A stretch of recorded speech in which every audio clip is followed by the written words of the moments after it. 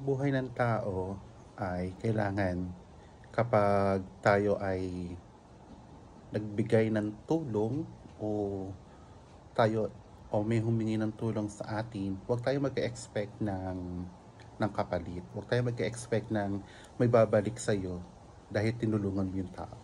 Sa atin kasi kailangan yung pagtulong mo bukas sa puso mo. Ang pagtulong mo sa yung mga taong nakikilala mo dapat talagang sincere. Kasi ano yan bahala na si God sa pagbabalik.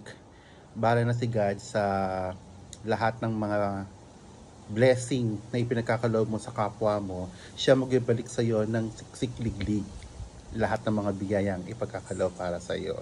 Kasi nga ganun tayo dapat Kailangan lagi tayong bukal sa puso natin, dapat lagi tayong ah, yung ginagawa natin talagang makabuluhan.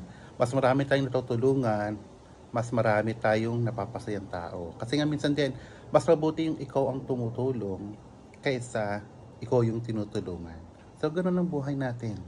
Kaya nga, di ba, mostly kailangan kung minsan may mga tao na kahit walang wala na, kahit may konting pera na lang, minsan itutulong pa nila sa kapwa.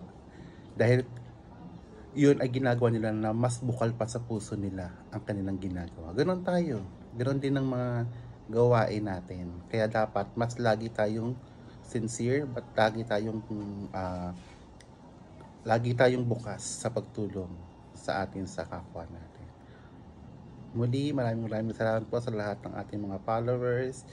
Please like, share, and subscribe. God bless!